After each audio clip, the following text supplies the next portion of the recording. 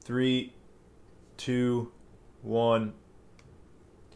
And we're back. And we're back again. The weekly update, ladies and gentlemen. Weekly update.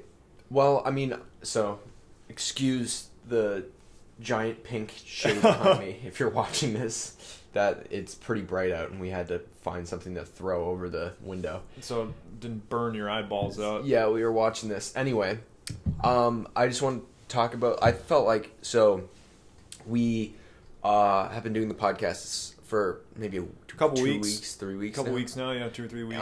And it seems like it's going over pretty well, which is awesome. Yeah, getting a little bit of traction. Yeah, so thank you for everyone that's listening or watching. It's, we appreciate it.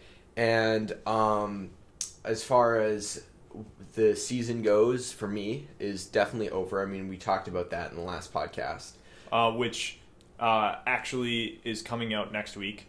Oh, yeah. Okay. But, yes, we talked about it. So we talked about, I guess I can go a little bit into that, just as far as, like, I fished a little bit around here, and I pretty much lost them around the beginning of November, and so it was just, yeah, and then I like went to the Cape, and I caught a schoolie or two, and then I came back, because, like, Yeah. and so it's one of those things that's like, okay, now what?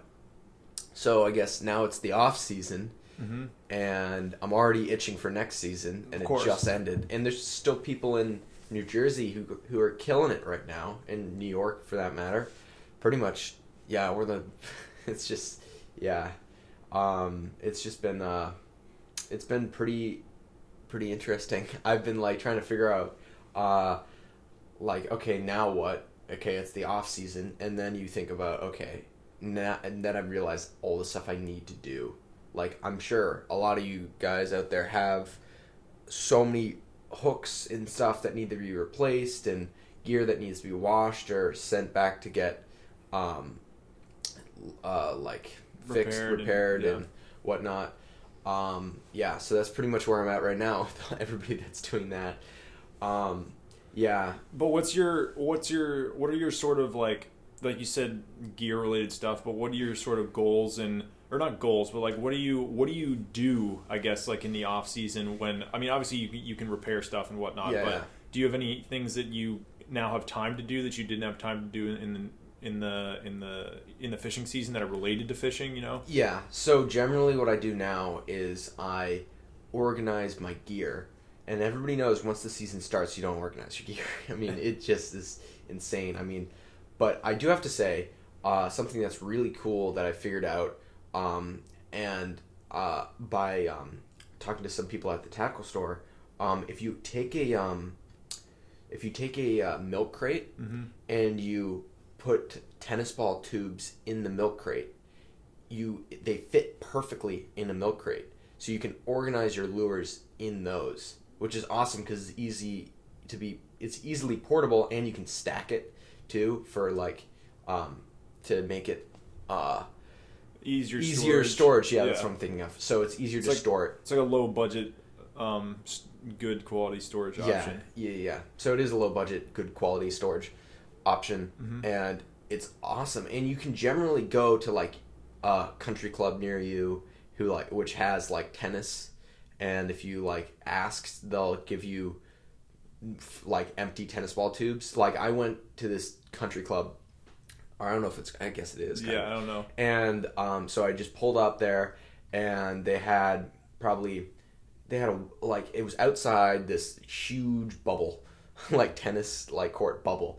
And there was, probably 8-foot-high boxes just covered, like, from that whole outside section behind it, and it was just like a mountain of them.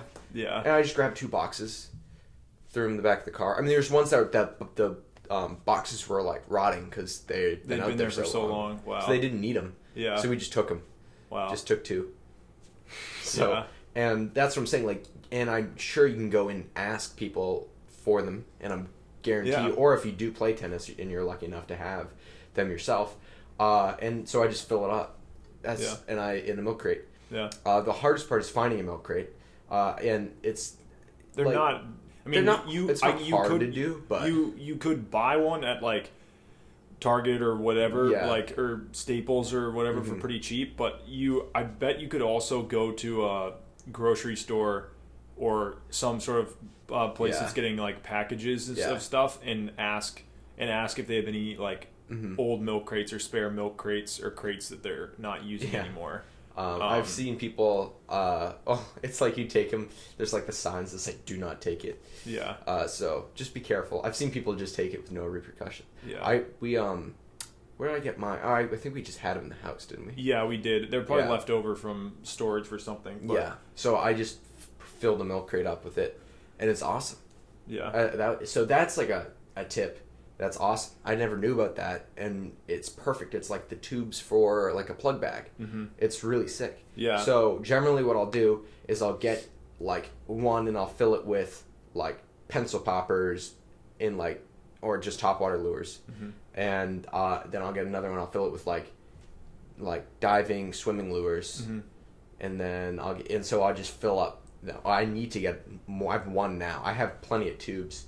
But I need to get more because I have way too many plugs. Yeah. And I need to store way too many plugs. Especially because if we're going to be moving into that fishing shack there. So, yeah, I'm excited. Some cool things are going to happen. The podcast will change its setup at some point. At some point, we will be in a very cool fishing shack situation. Which is going to be so sick. Yeah. We can do a whole... But we could literally do it. I mean, it might be done within the next 2 months or a month. Yeah, literally. Because so it's going to be cool. Anyway. So you set up organization stuff for your gear and that kind of thing. Yeah. And anything else? So gear organization is key because that's something that I do. The other thing I do a lot of is I tie leaders in the like winter. The thing is about tying leaders in the winter is you want to do it, and this is a tip, and I guess a lot of people are gonna be like, my knots are gonna be fine, but it is like a learning curve again when you start tying knots. And I guess the knots that I tie I can show.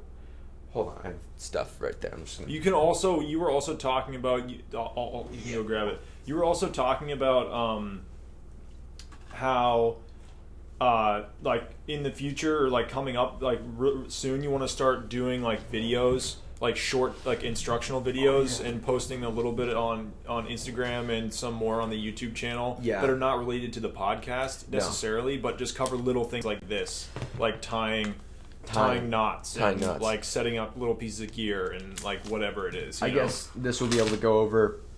We could make another video of this, but exactly what I use. But I use this. It's Blue Label, 60-pound Seagar. For those on the YouTube watching, it's fluorocarbon, and it is. I need something to. Oh, actually. That's a lie. There's a scissor right beside you, Ben. Yeah. So, I'll just go quickly over, and if you're listening to it, you can either look these knots up anywhere because they're pretty much everywhere. They're probably... Alright, this is only... I tie different knots with braid, but for monofilament and fluorocarbon, this is the knot I tie, and I have had it slip and break before, but it's generally human error. When that happens. If you tie a good knot, and now I'm gonna, because I'm being filmed, I'm gonna botch it, but...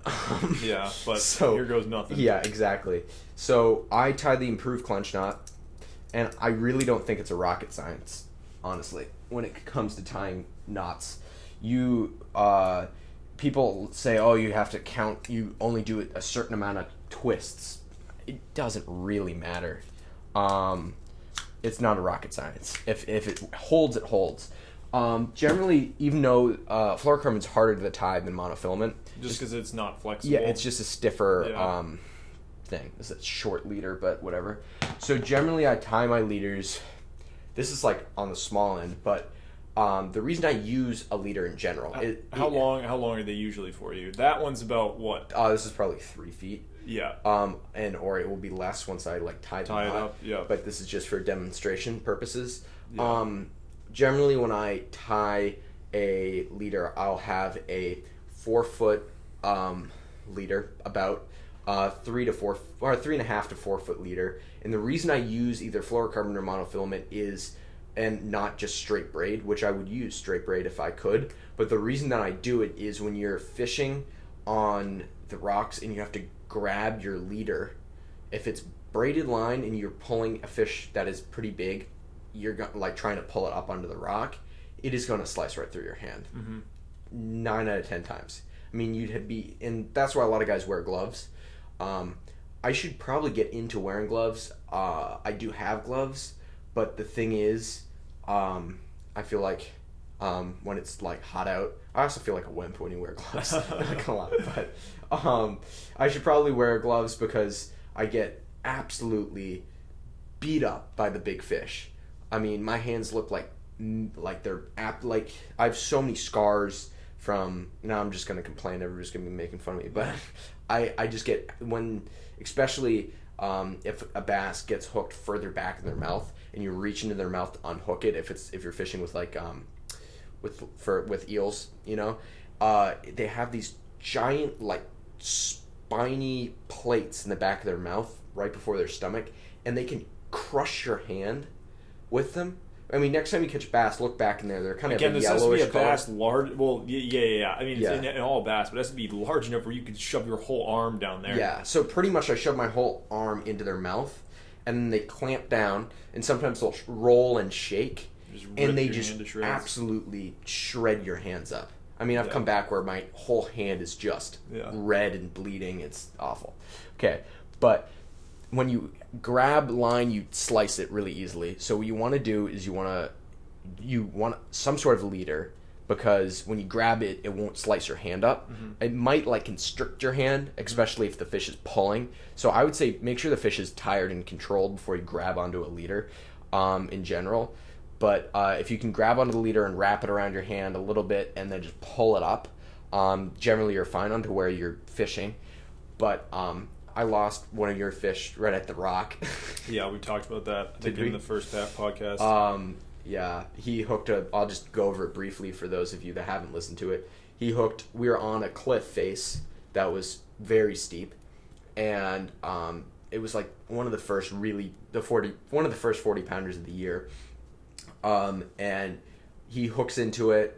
We went over the whole fight, so if you want to listen to that, go back. Listen to Getting Hooked, the first podcast. Yeah, because that was on kind of my favorite podcast so far, just because I had told some stories in it. Yeah. And it was so much fun. I have a lot of stories. I need to get into telling more stories on the podcast. Yeah, maybe we'll do that. Because I have a lot of hilarious stories. But he hooked a bass, got it up to the rock. We were kind of walking it back and forth across the rock, because we're trying to figure out how to land it, because there's giant waves, and it was like early spring, and it was probably June like 5th or 6th. It was 2 days after your first one, which is incredible. He was so literally the first 2 times I brought him out, he got for how long of the season? The only bass that he caught, he didn't catch a bass smaller than 43 inches. All season. For the entire, not for the whole season. until the last day that I went out with you. Yeah, until the last day he went out with me. He got a bunch of schoolies. 15 fish. But he caught so many, absolutely massive bass. It was just ridiculous. But, so I go down to land this 40-pound bass, and I first just touched the fish, just say, okay, we landed it. It's a caught fish. But I was, hanging on for dear life, and I wrap my hand around the leader, and I'm pulling it up, and I see the hook. It's, like right in the top of its mouth, and it shakes, and the hook just flips out. Yeah. And the fish just slides back into the water, and the huge wave just goes boom and just, smashes into me. And I should have dove into the water after it, but I was wearing waders, so I don't know how smart that would have been. But that one still hurts me. Yeah. But it technically was a caught fish, but it still hurts me. Okay, back into tying knots. So I tie improved clench knots. So I use just a normal like. There's no way it's gonna come out on film, but whatever. Yeah, it's fine. But I'll see if I can describe it.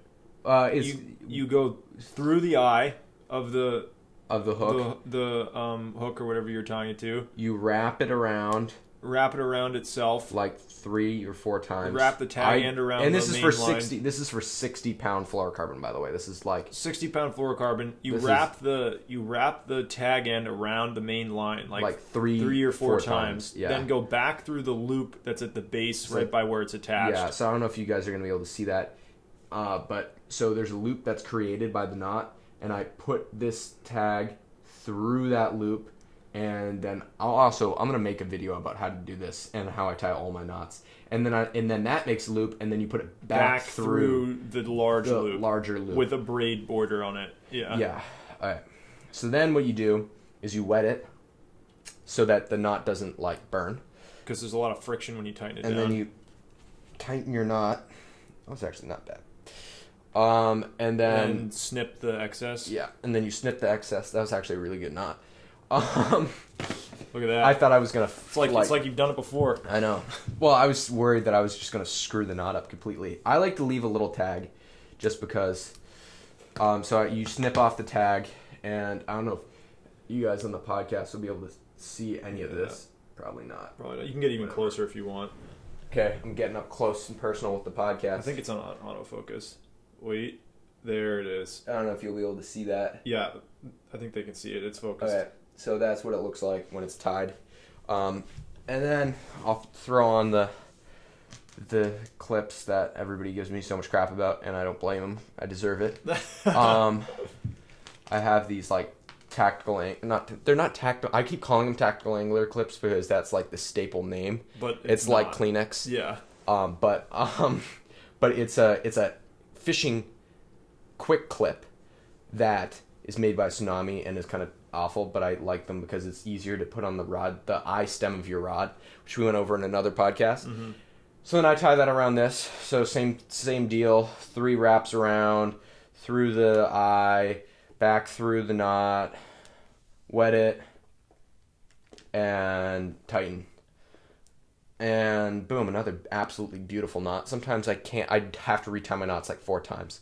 Look at that. That was 2 in a row. On the video pod. The reason I'm freaking is on the video podcast. It's all right. We'll get some we'll get a knot video out there at some point. Yeah, which is gonna be hilarious because I'm of course gonna have the hardest time tying good knots. But I just tied a leader that I would be confident hooking into a 40-pound bass with. Although it's a tad short, but that doesn't really matter. Yeah. I don't think leaders matter in general for like fish. Yeah. Because I think if a fish is gonna hit a plug, it's gonna hit the plug no matter what. So that's how I tie my leaders. That's a good leader. And I really like just and again, having any sort of quick clip is super vital because you could be fishing one way and then something could happen, like a blitz, and you could be fishing a lure that just is not good for fishing a blitz, and then you want to switch it out quickly, and that's like a good way to like increase your chances of catching fish in general. And then also if you it just helps a lot. And I fight my fish with like an extraordinary amount of pressure, like more than average people do. And so I really, when I'm talking about testing gear, like I pretty much test the gear to the max on the fish that I fight with. So it's not like I'm just messing around, letting the fish run and tire itself out. I'm getting that fish in. So a lot of the gear that I use is going to be put to the, like, it's the limit. You're going to know very quickly if it's going to hold up or not. So people always laugh at me when I'm using like 65-pound, or is it 60-pound leaders, but I don't want to go lighter. Like, this is light for what in the middle of the season, this is light for what I use. Like, I, in a perfect world, would use 80-pound fluorocarbon. Yeah. And people are going to be like, it's going to like ruin everything. But honestly, if there are giant fish around, I want to land them. I'm not messing around. Yeah. If you guys want to mess around with your light line, go for it. It's a free country. Yeah, exactly. And again, everything that I'm saying is stuff that has worked for me. So you can either take it or leave it, but that's what I do. So we got about 10 minutes left. Yeah, I guess we'll go into questions. Do some questions. There's obviously some more stuff that you do in the off season, but we can talk about those in future weekly updates. Yeah. So I'll just go to Instagram. I put out question like a thing on my story and for questions. So see, come on. No questions. Yeah, I just did it, so I'm not surprised. Mm-hmm. I think I had something. Okay. So I was just seeing somebody commented just on a post that I did. Yeah. So I was just seeing if it was a question. It wasn't. Okay. So I have these two. I guess you don't need to do that one. Yeah. But I have this one. So yeah. I'm just gonna hand it to you just so that you can read it off. What's the biggest fish you've ever caught, and what kind was it? Honestly, ever caught. Ever not caught. Biggest striped bass. Oh, okay. So the biggest fish I've ever caught is like a wahoo. Yeah. In Florida. It was giant. I think it was like a 60-inch wahoo. Yeah. It was huge. Yeah. That was the biggest fish I've ever caught, and then I'll go to my other one. Yeah. Matt, I'm pretty good at fishing. Okay. Okay. Then this one? He's surprisingly good. Anyway, no way he listens to the whole podcast. That'd be hilarious. That would be hilarious. If you are listening now, Matt, congratulations. Okay. Then this one? Right? Yeah, so yeah. You can just read the whole thing. Yeah. Podcasts are amazing, man. I love them. Thank you. Yeah. Question for you for the podcast or not. Well, here we go. Yeah. How do you overcome fishing for hours with no bite or hit? How do you keep yourself focused and in tune with what's happening? So, well, first of all, I will if it's like a question that is good, or even like any question is good. So if you're DM me anything you have, and if you want it to be in the podcast, ask me for it to be in the podcast, because then it'll definitely end up in the podcast. So, thank you for your question. This is a very good question, because when I first started out, I knew absolutely nothing. So I taught myself from the beginning how to fish. So, I mean, basically, like my dad knew. Yeah, we went over the origin story in the first podcast. But as far as like keeping yourself motivated to fish, is difficult when you're not catching fish. Now, and focused too. And focused. And the thing about fishing is like, striped bass. If you're fishing during the day and you're catching, and you want to, and you're satisfied with catching schoolie bass, then I think that the biggest key is to keep moving, because physically moving when you're on the shore. Yeah, because like, what happens is, no matter where you are, even if you're on a sandy beach, or if you're on rocks or in an estuary or anything, the bass are going to be staged up in different spots. So what you want to do, and I'm the most impatient person ever. I hate waiting for long periods of time without hooking into a fish. Yeah. I pretty much will only fish like 25, 30 minutes in a spot before I'm like, okay, I need to move or make a change. Which people are going to be like, what? But like generally, if I'm not catching something in 30 minutes, I know I'm not going to be catching anything. Even though we have grinded it for 2 hours in a spot and hooked a 40-pound bass, but yeah, it very rarely happens that way, because I've grinded it for far longer and had nothing. But also like 2 casts in, and then there it goes. Literally, I hooked one of my biggest fish of the entire season. I hooked the eel up, pitched it out just to make sure it wouldn't tangle up my line, reeled it in, casted it out, took 2 cranks, and I hooked a 40-pound bass. Yeah. Which is just insane. Yeah. So, you'll fish a spot for a short period of time, and then if nothing happens in that short period of time, and you tried a couple of baits or whatever, keep moving, then you're gonna move to a new spot. Yeah, but it's also like kind of my mentality in general is just being hyper focused constantly when I'm fishing. Yeah. I think for you that's sort of a strength, but yeah, it's pretty impressive from on the outside looking in. It's pretty impressive for you to like have that kind of focus, because it's not only like, you know, you're fishing once every couple of weeks or whatever, and so you can really like dial it in and be focused for like 3 or 4 hours while you're out there fishing a spot. You literally are fishing 5 to 7 days a week for multiple hours every day. Yeah. And so you're out there and you bring that focus every single time. Yeah. Which is pretty insane. But I think part of it is like you your movement technique where you're not just camping out in one place for 3 or 4 hours. And that's the thing. It's like if you get on a bite and then it doesn't work, again, I mean, there's difference between getting on a bite during a moon phase and then getting on a bite randomly during the week. Mm-hmm. That means it's especially, or like, and I'm saying randomly as in if it's like the wrong tide, the wrong whatever. No. I'm saying like, okay, it's the right tide, the right wind, everything like that.